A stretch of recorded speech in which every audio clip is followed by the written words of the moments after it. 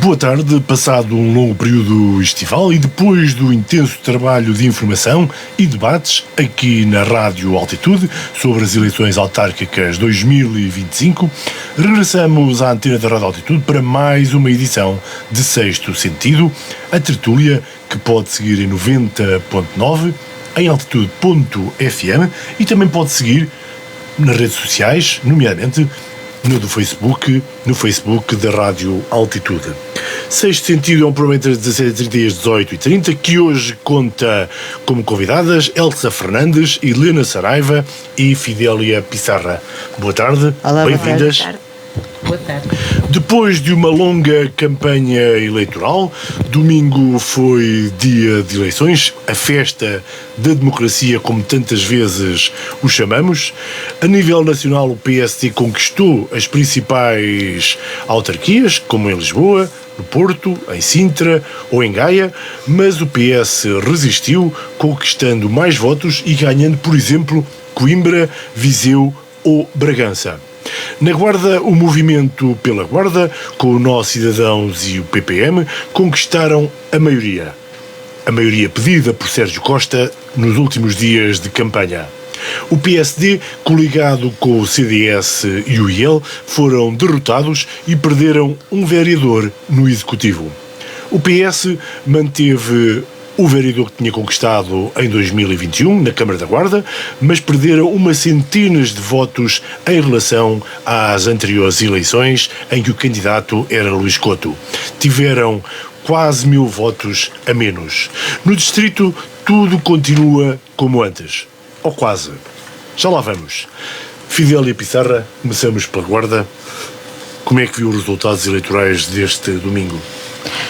Não posso, mentiria se dissesse que não foi com alguma decepção, até porque toda a gente sabe que eu integrava as listas de uma das candidaturas e fui sempre apoiante e continuo dessa candidatura. Portanto, qualquer candidato que se vê não eleito sente alguma decepção, desde logo porque pensa que não comunicou como deve ser as ideias que havia a comunicar e desde logo porque não conseguirá influenciar as políticas urbanas no sentido de que a Guarda tenha mais desenvolvimento. Portanto, por aí, claro que fiquei triste. Agora, relativamente à vitória da coligação PG, Nós Cidadãos, PPM, fiquei talvez um bocadinho perplexa de ter sido tão contundente, na medida em que o exercício anterior não nos trouxe nada que nos fizesse escolher. No entanto, os cidadãos, os eleitores, quiseram ou consideraram que era a melhor candidatura e escolheram o Sérgio Costa, atual e futuro presidente do município da Guarda. Já vamos à caracterização dos resultados e da vitória do PG. Helena Saraiva, como é que viveu a noite eleitoral? Ou o dia, se quiser? E depois também a noite. Mais a noite. O dia foi descansadamente, fui votar como toda a gente.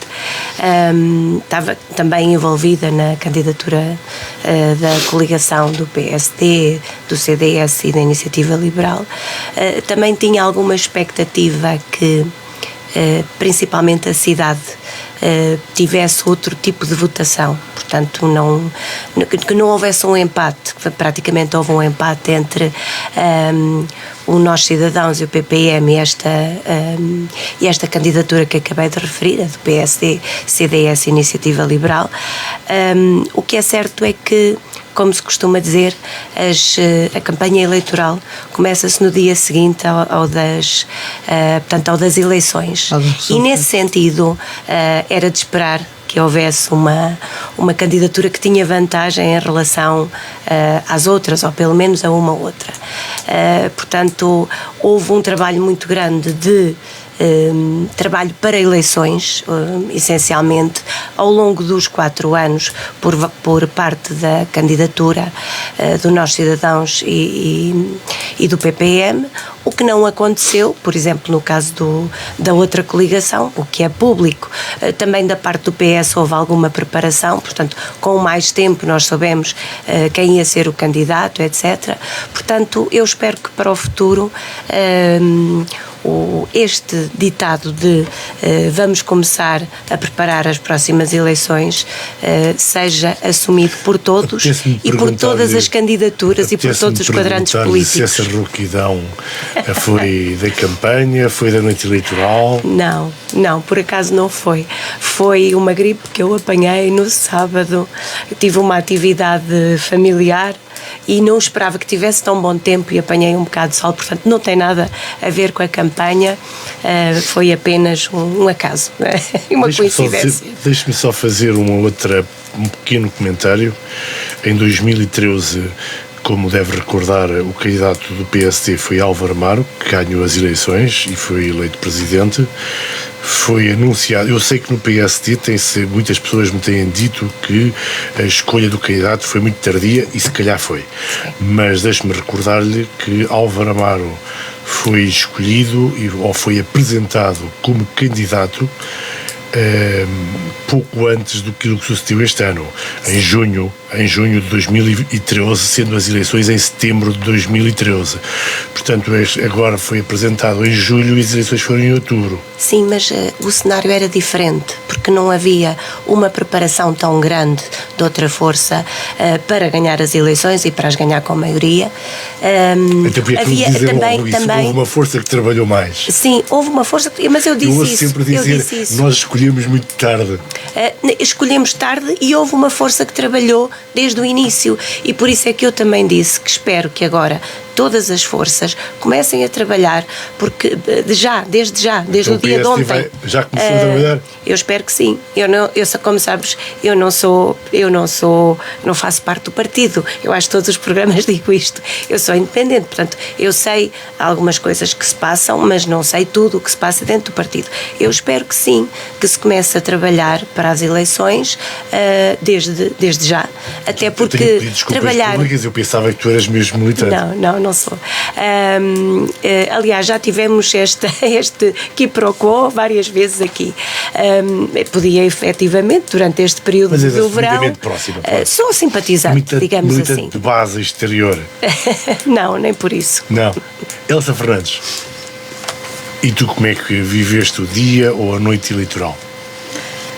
Antes de mais, boa tarde e boa tarde aqui. É um gosto estar aqui outra vez. Aliás, é um prazer estar convosco. Às vezes deixamos de usar o prazer porque alguém uma vez disse que não se podia usar, não é? Mas não, é um prazer estar convosco e neste sexto sentido. Parece que é uma coisa assim. Mais física. Vaza, pois, Caminosa.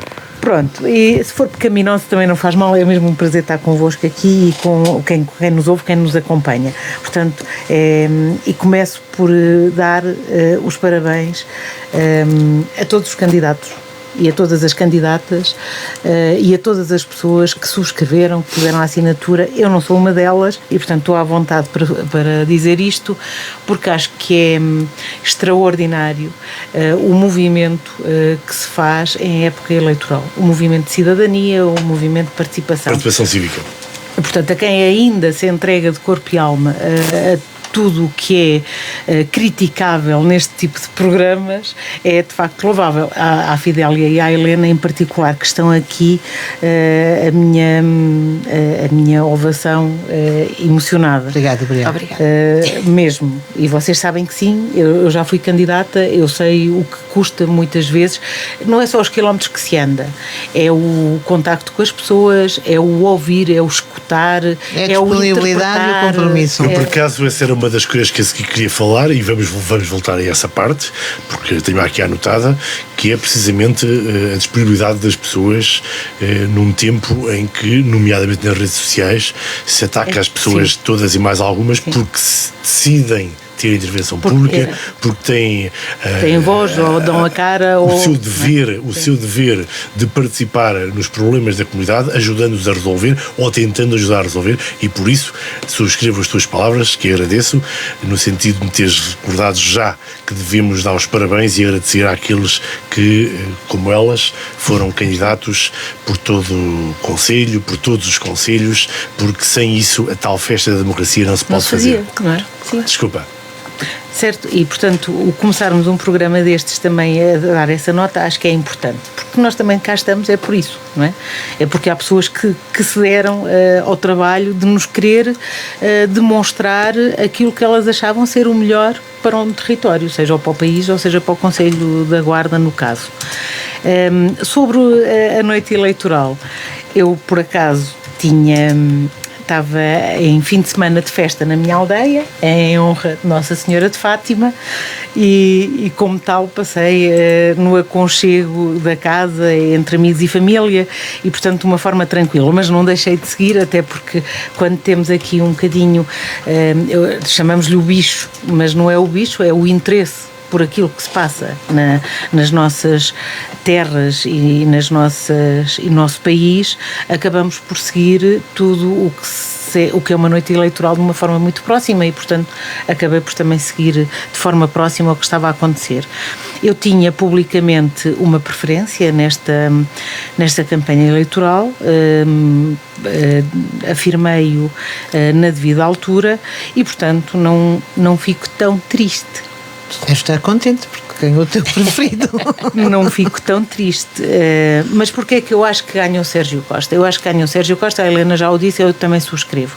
Sérgio Costa fez aquilo que nós estamos sempre a dizer que os políticos devem fazer quando vão para uma autarquia. Começou a trabalhar no dia a seguir. Fez uma coisa que eventualmente já não se fazia há uns anos na Guarda.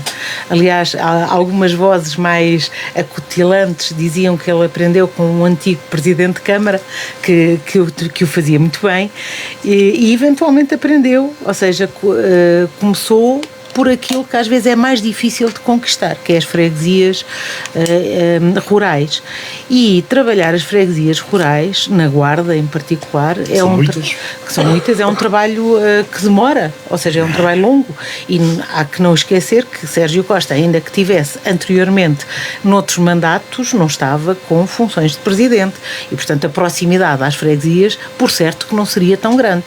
E o ter começado cedo marca, obviamente, alguma diferença e deixa depois algum espaço em aberto para se poderem limar algumas arestas, nomeadamente na cidade, aonde não havia um trabalho tão bem elaborado. E também acontece aqui uma outra questão que às vezes também não se fala tanto, mas que também veio ao de cima a nível nacional um pouco por todo lado, que é este movimento dos independentes e como é que eles surgem e como é que eles vão sendo trabalhados. E surgem de uma forma muito focada nas lideranças. E aqui também aconteceu, portanto, eu podia estar aqui a fazer um discurso retórico, dizer que foi o movimento pela Guarda, com o apoio do PPM e do Nós Cidadãos, que ganhou as eleições, mas quem ganhou as eleições foi nitidamente Sérgio Costa. Portanto, as pessoas, os eleitores, gostam mesmo do líder, ou seja, apreciam líderes movimentos unipessoais, de uma só pessoa, e apreciam a autoridade que lhe está subjacente, e enfim, aquela figura de alguma forma paternal, a que se calhar podemos recorrer em momentos de necessidade. Eu não sei o que é que as pessoas... Não sei se é bem isso que as pessoas preferem. Interpretar o que tu dizes, o que eu acho que acontece é que nos últimos anos os partidos, principalmente nas autárquicas, começaram a ter programas eleitorais pouco diferenciadores. Ou seja, o programa eleitoral que se apresenta é todo muito próximo uns dos outros. O que significa que os programas eleitorais, infelizmente, e eu digo isto de forma sentida, infelizmente, começaram a deixar de ter peso em matéria de voto. Mas será que algum dia tiveram? Eu sei que nos últimos anos, em particular, isso nota-se muito mais. Portanto, as pessoas estão pouco interessadas nas propostas de cada um e mais interessadas na figura da autoridade, da ordem e preferencialmente que essa figura seja simpática para elas, porque em qualquer caso de necessidade poderão abrigar-se sob a figura. Nós podemos... Sim, mas também nem sempre é assim. É a interpretação que eu faço. Nós podemos de que interpretar a isso. figura é a única coisa que importa. Eu sei que no caso do Sérgio Costa houve de facto um foco muito grande na pessoa. Porque, assim, eu sei porque se nota, O que é visível. o que me leva a fazer esta mas espera, interpretação. eu também sei que na campanha feita pelo PS também houve um foco muito grande em Monteirinho e em posicionar o Monteirinho. No PS, como na do PSD, houve um foco no candidato, porque qualquer candidato é o líder da candidatura. Portanto, apesar de o programa Então, poder e contém contributos de toda a gente, mas quem dá a cara é o candidato, não é? Pronto, Tanto mas no nosso caso como no caso de qualquer nós, partido. nas lideranças unipessoais, mas é assim, os partidos, o Monteirinho pertence a um partido que tem um ideário e que tem um compromisso para com os portugueses. Certo. Diferente, ou seja, quando alguém vota PS ou alguém vota PSD, não vota só no candidato, vota no candidato porque está suportado e a sua ideologia assenta no ideário do partido e, portanto, eles contam com a garantia desse ideário para que aquele candidato não se desvie dos princípios que regem os partidos. Vamos ouvir agora a Helena. Quando é movimentos, isso não há. Eu concordo em parte com o que estão a dizer, mas deixem-me também introduzir aqui uma variante a esta questão, que é, há 20 candidaturas independentes, houve 20 candidaturas vencedoras independentes em Portugal. Portanto, nem todos os candidatos dessas candidaturas independentes terão o mesmo tipo de perfil. E eu estava-me a lembrar agora esse perfil autoritário, esse perfil de líder supremo e máximo. Mas há alguns que eles não são todos iguais. Eu estava a lembrar-me concretamente da Liliana Pimentel, que também, aliás, é uma mulher, portanto tem logo essa diferença e tem um estilo de liderança muito diferente deste que estamos a falar aqui. E depois também, se pensarmos, eu acho que isso depende mais da maneira de ser dos candidatos do que, porque nos partidos nós também assistimos a isso.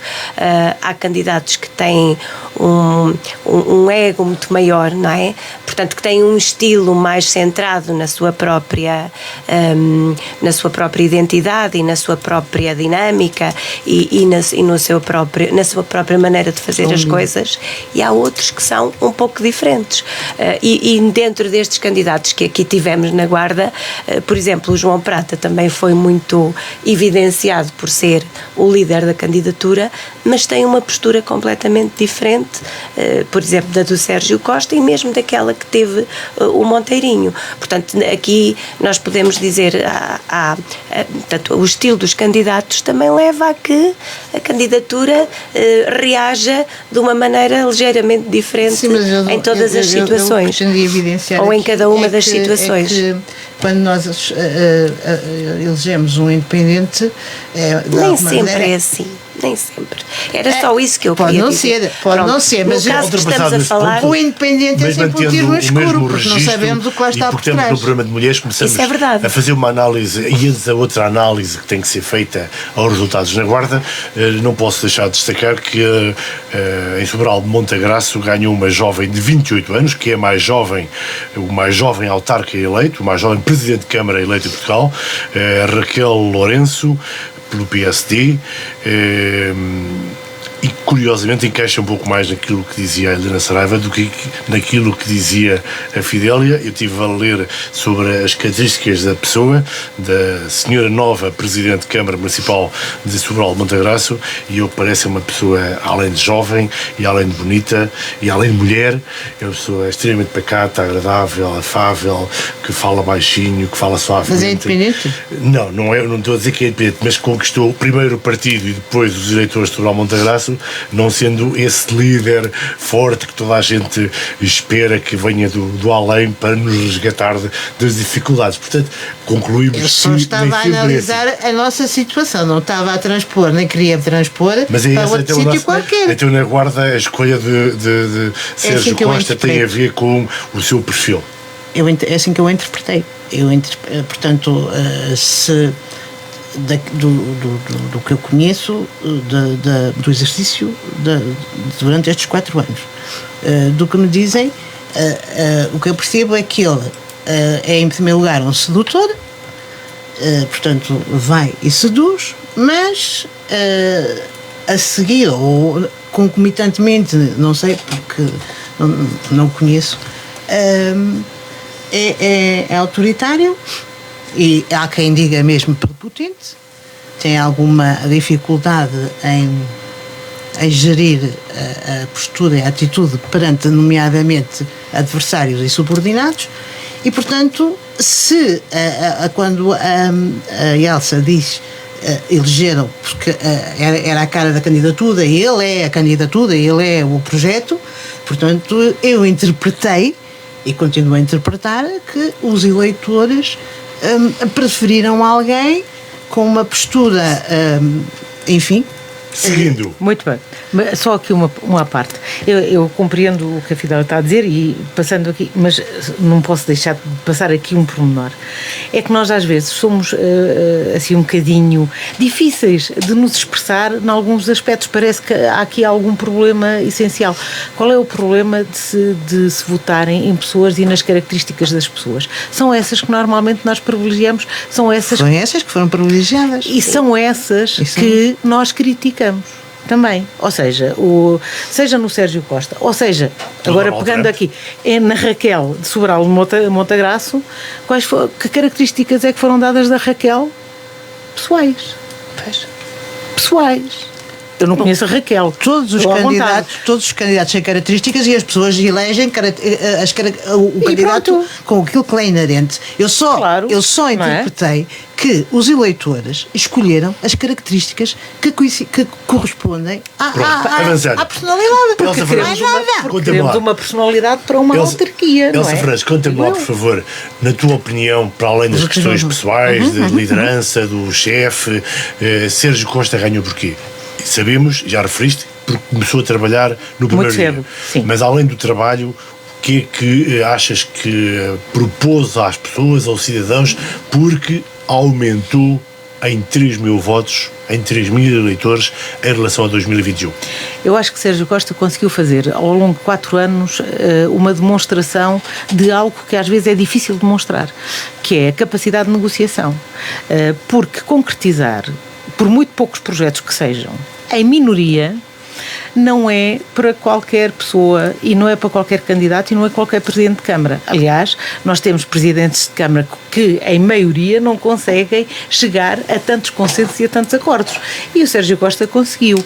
E isso pode ter dado algum conforto às pessoas para uma garantia de estabilidade, que é isso que as pessoas querem, em último caso. Portanto, se de alguma forma acontecer, porque vamos à história, nunca aconteceu a Guarda ter uma autarquia a ser gerida em minoria, e isso cria naturalmente um mal-estar interno e externo. Portanto, e as pessoas mais tarde ou mais cedo apercebem-se que isso existe, e portanto o evitar essa continuidade pode eventualmente ter resultado numa maioria confortável. Supostamente tens mais alguma coisa para dizer, mas parece-me que as tuas colegas de painel não concordam muito com esta perspectiva. Até porque eu não posso concordar, porque eu vivi as situações na Assembleia Municipal e, aliás, cada vez que se colocava uma questão mais difícil, o Sr. Presidente nunca respondia diretamente àquilo que era perguntado. E depois tinha sempre a ajuda do Sr. Presidente da Assembleia, que dizia que o Presidente da Câmara só respondia àquilo que quisesse responder e que não se podiam fazer perguntas sobre aquilo que ele não respondia. Portanto, isto não é de quem... E em termos de negociação, quer dizer, nós nunca vimos nada ser negociado pelo menos em termos políticos, por exemplo, na Assembleia Municipal, que é o local onde as coisas devem ser. A última coisa que conseguiu negociar foi um PDM. Lembras de tudo, porque isso já foi discutido. Isso já foi discutido durante a campanha. Claro que sim.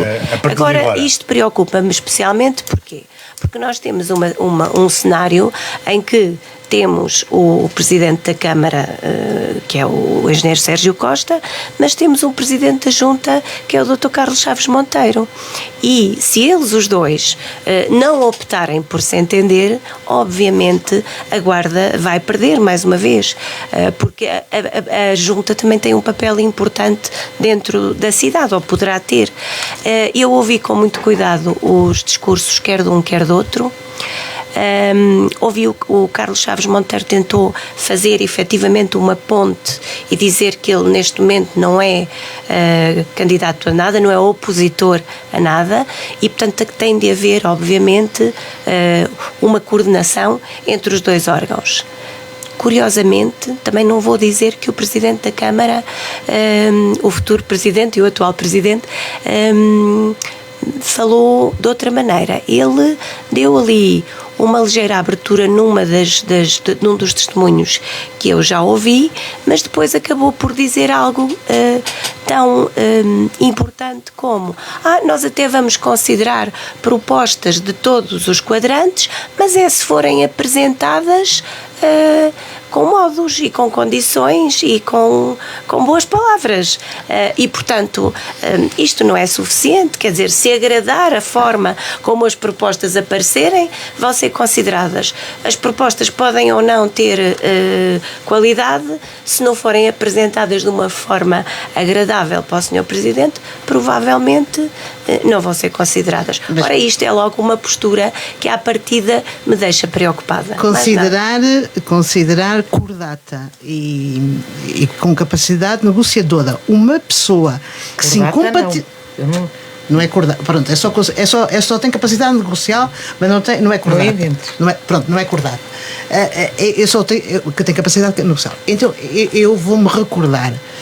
O senhor engenheiro Sérgio Costa estava no mesmo executivo que o senhor doutor Chaves Monteiro e não conseguiu quaisquer princípios de acordo ou acordo, incompatibilizaram-se completamente. A anterior freguesia também já era PSD, portanto não mudou nada. E o senhor candidato João Prata não conseguiu, ou porque não tentou, ou porque não conseguiu mesmo, que a Câmara delegasse mais competências à Junta e transferisse mais competências para a Junta. Há 4 anos havia mais competências ou faziam mais coisas. Mas não havia, a lei não era a mesma, alterou-se. Mas havia mais coisas, mas faziam mais coisas, a Junta tinha mais intervenção na cidade? Não. Eu penso que não sei se a Junta tinha mais. Pronto, mas eu aí tinha, não fazia. Não havia atrito, provavelmente. Não havia. Eu não sei se havia ou se havia a possibilidade ou se foi pura e simplesmente passividade do anterior Presidente da Junta. Vamos só terminar isto. Elsa, quer dizer alguma coisa e passamos a falar do presente e futuro, porque senão passamos o programa a falar do passado. Mas para falar do futuro nós teremos que ter alguma perspectiva. Teremos que ter uma perspectiva do passado. E o passado deste Presidente nunca foi, até porque ele era o primeiro a vir, nomeadamente para a comunicação social, queixar-se de que não o deixavam fazer. Portanto, mas fez. Mas fez o quê? Porque não fez nada. Eu não vi. Fez nas freguesias ou moro na cidade, e na cidade eu não vi nada. Fez uma revista para a campanha com montes de projetos virtuais. Eu na cidade não vi nada, Elsa. Exatamente. Algumas coisas. Em vez de Elsa agora, em vez de Elsa. Bem, algumas coisas. Só para o contraditório, até porque não acho justo também nós passarmos assim uma folha em branco e dizer assim, não fez nada. Não fez, até porque fez uma rotunda estamos a dizer às pessoas que 25 de Abril. O político das rotundas era o outro. Não foi eu. Pronto, este só fez uma. Este só fez uma. Foi não, pagámos todos. Pagou a Câmara. Mas se fizesse o monumento ao 25 de Abril, foi? Foi a única obra que eu vi. Uma socialista a falar mal do monumento ao 25 de Abril. Eu posso falar da estética, eu posso falar da estética, eu não estou a ferir eu sou muito espírito do 25 de crítica. Abril. Olha, eu sou muito crítica em muitas coisas, e nomeadamente até no PDM, que me prejudica. E, por exemplo, o PDM até é uma coisa que eu aplaudo. E aplaudo todos. Pronto, fez o PDM. Fez aprovar o PDM. O PDM é uma coisa que estava há 40 anos para ser aprovada. Há 20. Então, não foi há 40, foi há 20. Há 32. E já olha, pronto, então, ficámos no meio. E já havia trabalho também dos executivos anteriores, não foi só deste. Este culminou, não é? Culminou. Está bem, mas não o trabalho. culminaram os anteriores, pois não? Claro. Se ele olha, já quando eu estive num executivo, o PDM lá andava a arrastar-se.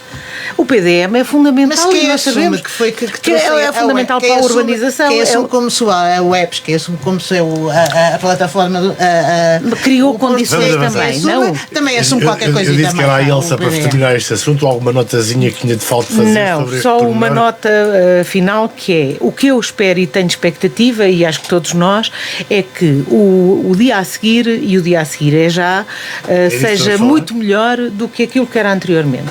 Portanto, temos um executivo com 4 vereadores eleitos, temos um executivo com 3 vereadores na oposição eleitos também. Não tem mais desculpas e para não fazer. E aquilo que eu acho é que neste momento deveria haver 7 pessoas a lutar pela guarda. É isso que eu espero. E 4, a execução daquilo que possa ser uma mas também tens de concordar que terão que haver pesos e equilíbrios que não permitam o desvario. Vamos falar então do futuro, sobre o que é que eu acho que deve mudar daquilo que era o passado. Acho que deve mudar alguma abertura do executivo que está em maioria, sim, mas também acho que deve haver alguma abertura da oposição. Não pode haver sempre esta postura do criticar e não deixar espaço para as coisas continuarem. Ou seja, tem que haver aqui... já não é preciso, a oposição pode deixar. É fundamental. Desculpa, está em maioria, pode fazer. Pode decidir. Agora, Sérgio Costa não terá razões para não fazer aprovar aquilo que for necessário. Mas a oposição é fundamental. É fundamental para fiscalizar a atividade do Executivo. É fundamental para fiscalizar... para dar sugestões e para criar condições de melhoria. Mas isso sempre deu. Agora, não podes esquecer que a oposição também tem uma função, porque senão não está lá a fazer nada. E se alguém escolheu dar, ainda que a minoritária, eleger uma oposição, é porque há cidadãos que também estão interessados em que a ação governativa do Executivo seja no mínimo fiscalizada. É verdade, mas a oposição não é minoritária. A oposição é de todos igual. Se o Executivo é para todos, a oposição também é para todos. Não, desculpa. Então pronto, então ficamos nessa. Tem que haver, porque senão não há democracia, senão há um autoritarismo e não há oposição. E não é preciso haver oposição. Vamos ouvir a oposição tem que fazer oposição. Certo, acha que vão ser 4 anos em que essas questiúnculas dos 4 anos anteriores não aconteçam, em que o facto de Sérgio Costa ter maioria vai poder, de facto, executar os seus projetos, os seus propósitos, confia que isso irá acontecer, ou acha que, mesmo em maioria, Sérgio Costa não vai conseguir? Eu espero que sim, que seja um período mais amigável, mais cordato dentro dos órgãos, quer da autarquia, quer da Assembleia Municipal. Espero que sim, mas tendo em conta tudo o que aconteceu até agora, pode ser difícil. Também acho, talvez, que as características da nova oposição possam ajudar um pouco nesse aspecto, porque uma das principais características da atual oposição, penso que é precisamente a questão da construção de pontes e de entendimento.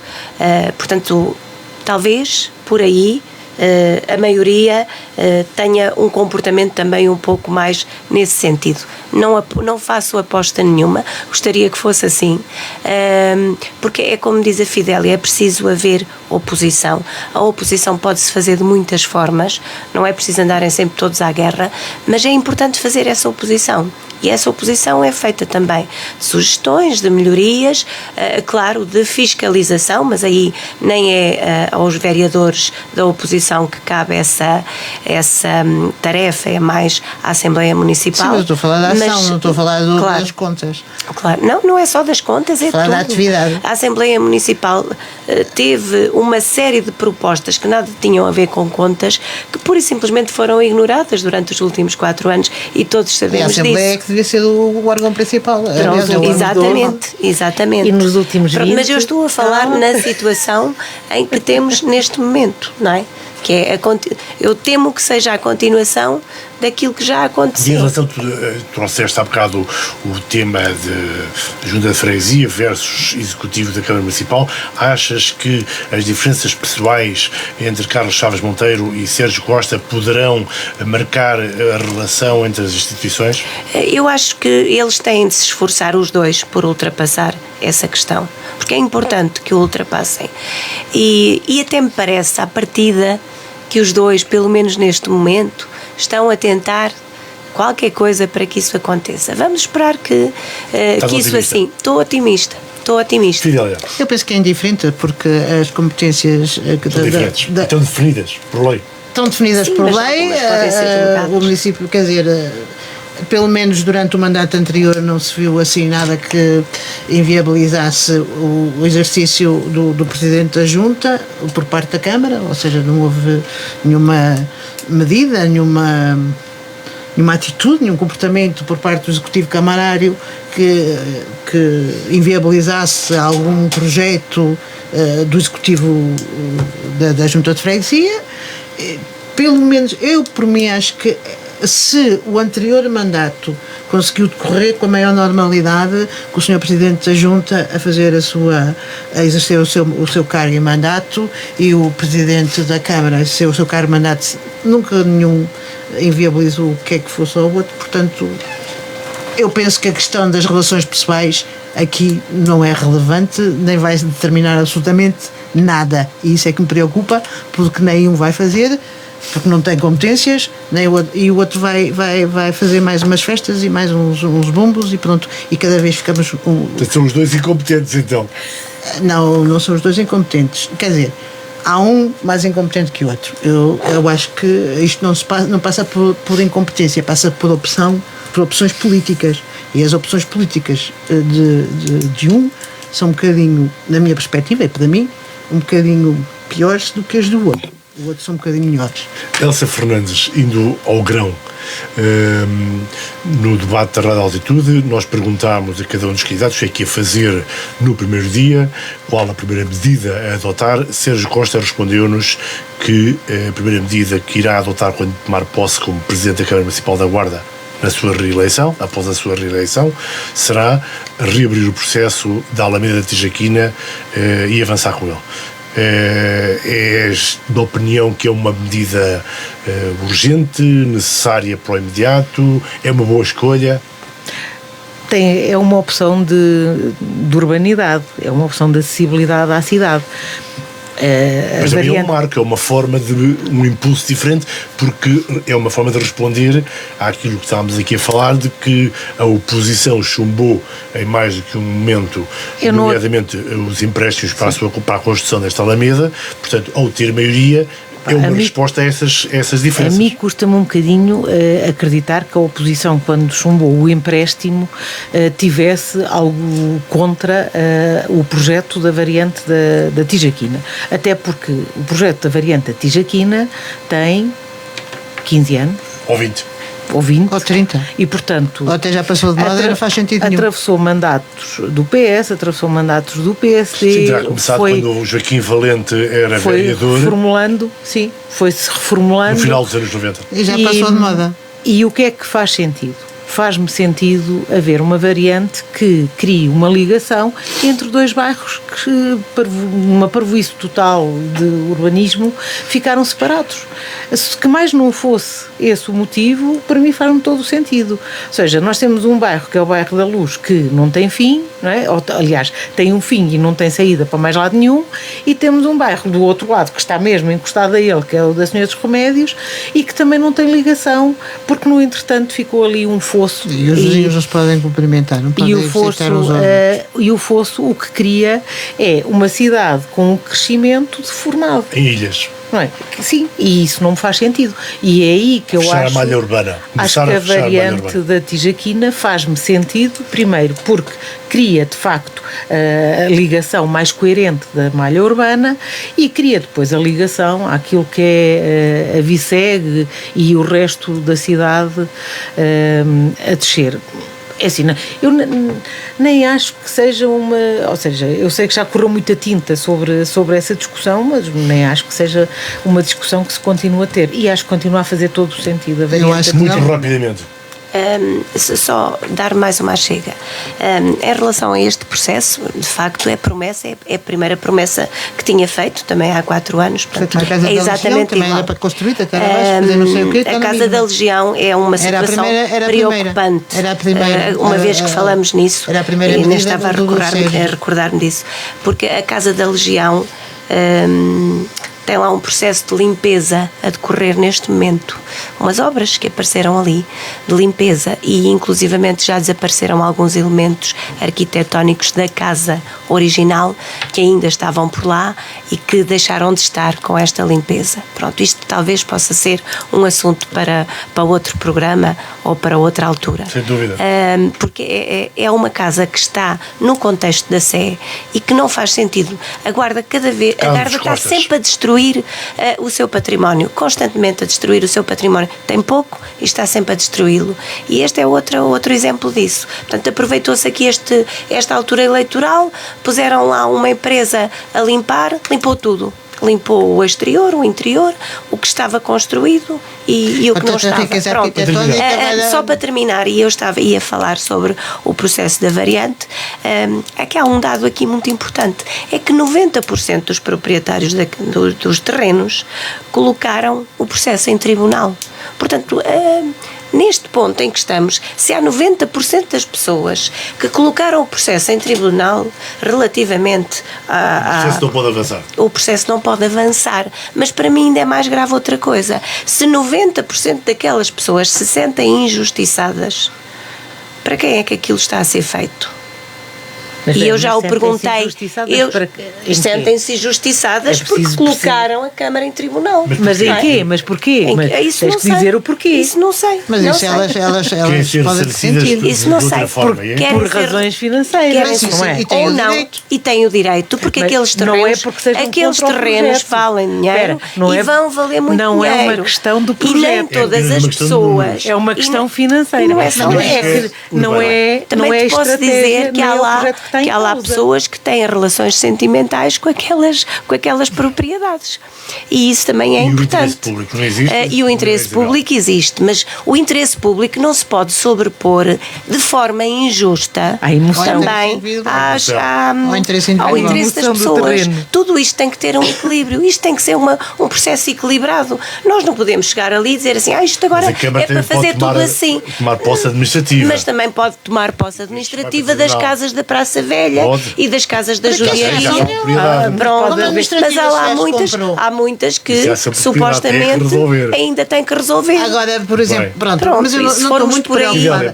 Eu não estou muito preocupada. Eu não acho que a variante da Tijaquina faça falta ou seja de alguma forma pertinente. Mas assumindo que os vizinhos se querem visitar, porque não há ali serviços, não há ali acesso a nada. E não há porque também não pode haver, então não há acesso. Sim, mas não há espaço. Desculpa, mas como é que vais ter serviços? Espera, os serviços estão lá em cima. Isto é outra discussão para depois discutirmos a malha urbana. Agora, eu estou perfeitamente convicta de que as ruínas românicas do Mileu poderão estender-se cá acima. À primeira retroescavadora que ali meterem, sai de lá uma pedra e aquilo para tudo e fica outra vez tudo parado, ou então é porque vai haver sempre a possibilidade de se desculpabilizar, não sei que desculpa deu para não resolver o problema das casas da Praça Velha, da casa da Legião, da antiga garagem Carvalho de Santos, não sei como é que se chama. Antigo Teatro Agitaniense. E tudo isso, portanto, agora já temos os proprietários. Bombeiros Agitanienses, assim é que é. Dos Teatro bombeiros. dos Bombeiros Agitanienses. Aquilo não era dos bombeiros, era privado, mas- Para terminarmos. Antes. Estamos a falar há mais anos. Ainda és muito nova, Idélia. Ainda és muito nova. Passada No a distrito, querem dizer alguma coisa sobre os resultados políticos no distrito ou no país? Muito No rapidamente. distrito tudo ficou praticamente igual, a não ser que houve uma Câmara que passou do grupo de cidadãos para 2 partidos. Eu quero saudar também a eleição de uma mulher como Presidente da Câmara. E como Presidente da Assembleia. E outra também. como Presidente da Assembleia. Aliás, a nível nacional, acho que tivemos tivemos o maior número de sempre de presidentes mulheres. E acho que isto é de destacar, porque apesar da lei das cotas, afinal só há 48 presidentes femininas, mas pronto, é um avanço que se vai fazendo. A nível do distrito, dar os parabéns, obviamente, aos eleitos. Só aqui uma nota que não é bem o distrito, é um bocadinho maior, que é que mexe com a CIM. Pronto, e então pensarmos também aqui um pouco. Há aqui algumas alterações, pode não haver muitas alterações ao nível dos partidos, mas há alterações ao nível dos presidentes agora eleitos, ou seja, há pelo menos, tive a curiosidade de ver, há pelo menos quase metade de novas figuras que surgem no âmbito da CIM, portanto há, salvo erro, 7 novos presidentes de Câmara. E até há um Presidente de Câmara que era Presidente de Câmara de Penamacor e que agora é Presidente de Câmara de Belmonte. Temos 2 presidentes com a sigla do Nosso Cidadãos. Exatamente. Agora, são esses dois. Só temos um com o PPM. Nós, além de sermos tradicionalistas, somos monárquicos. É verdade. E, aliás, uma das grandes surpresas, digo eu, foi realmente Belmonte. Toda a gente esperava que Vítor Pereira, ex-presidente da Câmara Municipal, ou ainda pela proximidade até, ainda presidente da Câmara Municipal da Covilhã, e que é originário de, se não me equivoco, de Tinguias, portanto toda a gente achava que ele traria-se capital político da Covilhã e que seria eleito. Afinal, António Bates, que é da Memoa, era preferido pelo povo e mal anunciou que era candidato, toda a gente saiu à rua a dizer que o apoiava. Uma mobilização, é verdade. Popular. Sendo certo um que caso ele fez, incrível. Sim, e um eleito durante uma boa dezena de anos, não é? Foram 3 mandatos do PS em Penamacor. Uma dúzia, não foi uma dezena, foi uma dúzia. Uma dúzia, e que depois chega ali como independente com o apoio de um... Parece que era o desejado. Sim. Eu por acaso fiquei surpreendida, não estava à espera, nem estava à espera de uma manifestação tão aguerrida à volta, pronto, desconheço até a relação dele com Belmonte e fiquei assim... Sim, mas não estava a ver tão perto, pronto, fiquei surpreendida. Ter posto o Madeiro no mapa do património mundial, entre outras coisas, sim. Vai levar Belmonte. Vai pôr a sinagoga. Não, ele fez um trabalho extraordinário. Como estamos num programa de mulheres. Mas isto só para dizer que na CIM vai de certeza haver aqui alguma mexida e estou curiosa para ver o que vai acontecer. E quando estamos já quase no final do sexto sentido de hoje, não podíamos, obviamente, deixar de falar de Corina Machado, Prémio Nobel da Paz, apesar dos apesares. Venezuela fechou, por exemplo, a embaixada que tem na Noruega, como retaliação, poucos dias depois de Maria Corina Machado ser nomeada Prémio Nobel da Paz. Prémio Nobel da Paz que teve a humildade de telefonar a Trump, quase a oferecer-lhe o prémio, porque precisamente para fazer a ponte com o poderoso Trump. Como é que viram tudo isto? Com bastante interesse, até porque havia a expectativa ou a possibilidade, ou o que é que se falava, não é? De facto do prémio poder, ou idealmente, ser idealmente para ele. Eu não estou a dizer que era idealmente para ele. Havia o desejo pessoal. Exatamente. Tiram dividendos da boa relação e obviamente Netanyahu disse que sim, que ele merecia o prémio porque quer o apoio da América. Não é? Ele foi muito elogiado na reunião que houve por causa do cessar-fogo em Gaza. Falamos das duas coisas, então. Mas de facto foi assim uma espécie de presente envenenado, porque o prémio Nobel não foi para ele e ainda por cima foi para uma mulher, o que é, para um personagem daqueles, é assim, um golpe talvez um bocadinho duro. Mas apesar de tudo... Mas acho que, sim, Fidel. Apesar de tudo, a mulher a compreende, e compreende-o tão bem, e alimenta tanto o ego que até disse, pronto, meu chefe, toma, eu ofereço-lhe, dedico-lhe. E pronto, e ele lá... A mulher, neste caso, é a Prémio Nobel da Paz. Corina Machado. Exatamente. Mas achaste uma boa escolha? Acharam que eu achei, acima de tudo, uma lutadora pelos direitos do cidadão venezuelano? É uma lutadora, neste caso, supostamente pela democracia. Sim. Portanto, se ela era opositora numa ditadura, era... Pelos direitos do cidadão.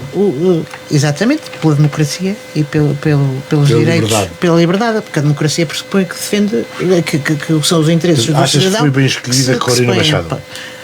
Acho, quer dizer, nesse aspecto, acho.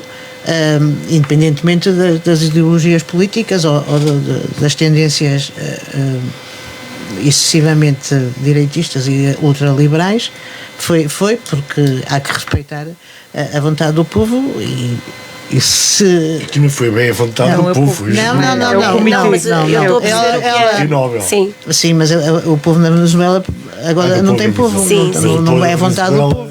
Não, estava a falar, estava a referir-me à posição política e à ação política dela interna na Venezuela, relativamente ao Trump. Foi a correr, pronto, houve um cessar-fogo por causa de tentar ainda chegar a tempo de ser nomeado, só que como foi tudo à pressa e a correr... Depois do comitê se reunir.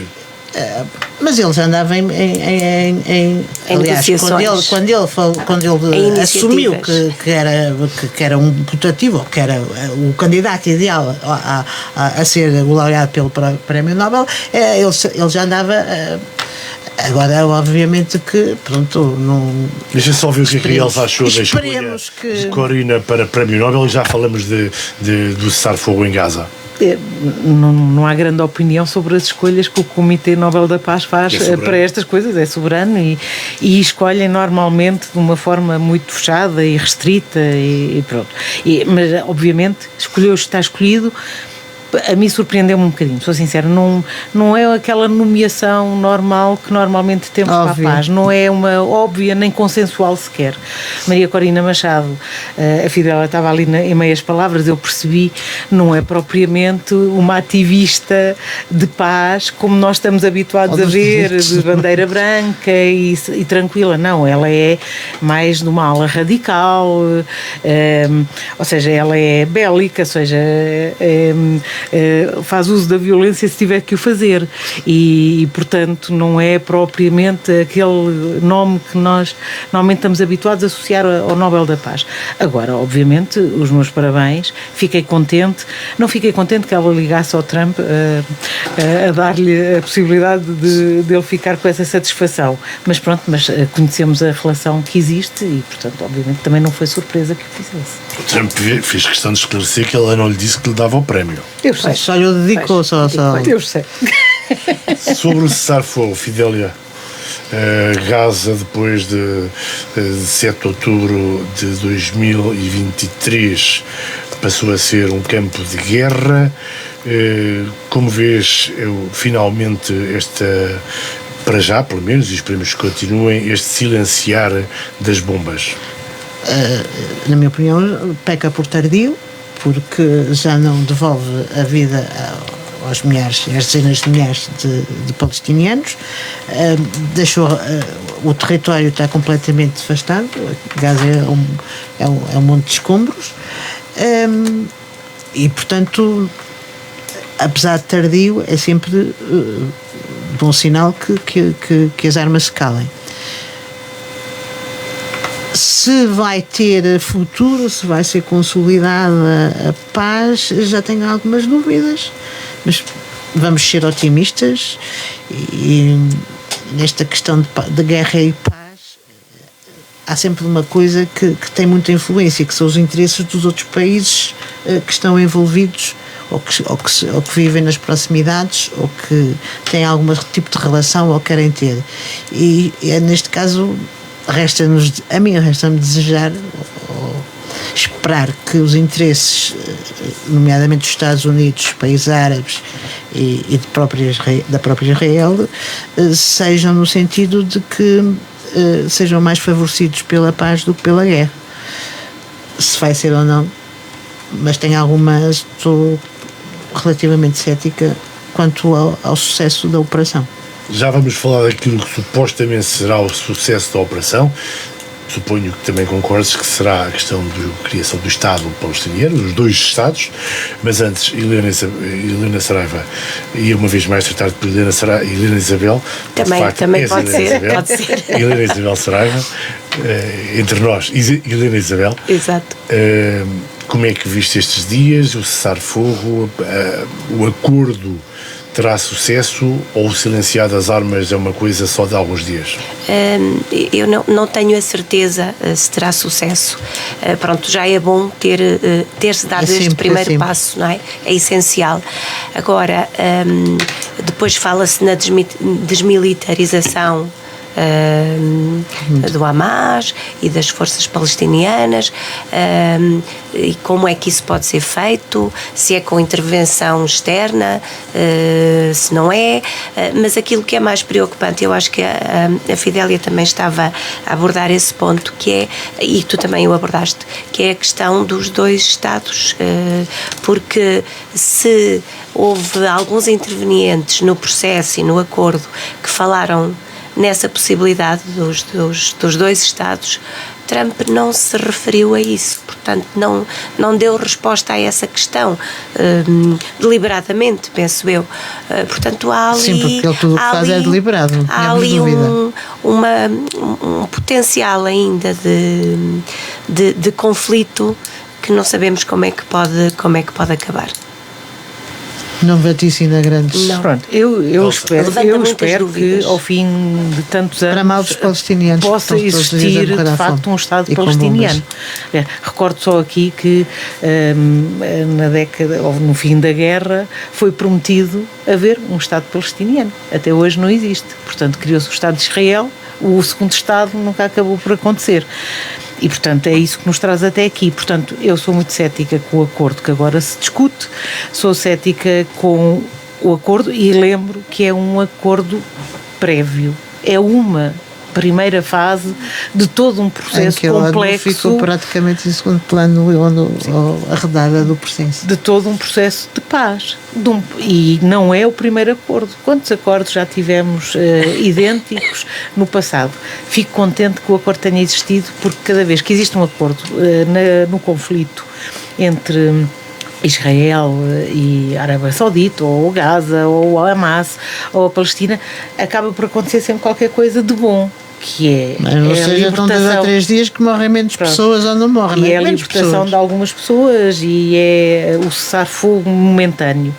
Mas nós temos estas promessas já com algumas décadas e as coisas não estão a resolver-se. Eu não confio muito na relação entre Netanyahu e Trump para ver neste acordo um sucesso muito prolongado. Tu não confias então que possa haver a solução dos Estados, para já? É assim, confiança não tenho. Tenho esperança que haja, tenho. Que a algum lado se há de chegar em algum ponto, também tenho. Mas tenho naquela perspectiva que eu estava a desenvolver anteriormente, que é, se os interesses da região forem coincidentes com os dos palestinianos, poderão ter outros apoios do que se não tiverem qualquer relevância ou se não interessarem a ninguém. Estamos a terminar, vamos às notas finais como sempre. Fidélia, dás-nos as tuas As minhas notas finais têm precisamente a ver com a Palestina, porque ontem ou anteontem os estudantes da Palestina puderam concluir o ano letivo e muitos deles puderam concluir, tiveram direito ao seu diploma.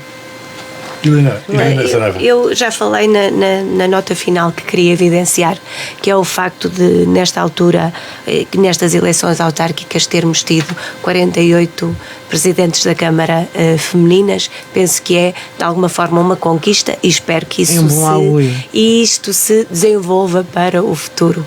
Não digo que cheguemos à paridade, mas até podemos ultrapassar, mas não será tão próximo. Votos finais, Elsa Fernandes. Não é com estas tendências políticas. Eu vou centrar aqui nos 20 anos de duas instituições da Guarda, como Comunilog, uma empresa de formação a quem quero dar os parabéns, para além de já ter colaborado com a Comunilog em várias situações.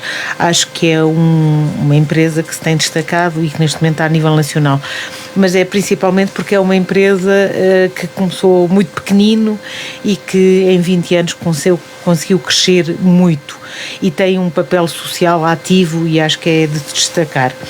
E sobre os 20 anos, quero também destacar o movimento Vencer e Viver, que também fez agora 20 anos e que continua a trabalhar a área do que é o apoio a doentes com cancro e que fez este fim de semana também a caminhada de outubro, e a quem quero dar os parabéns também pelo trabalho que tem desenvolvido. Ficamos por aqui. Obrigado a Elsa Fernandes, Helena Saraiva, Fidélia Pissarra, com o Pedro Correia. Eu sou o Luís Batista Martins. Fiquem bem.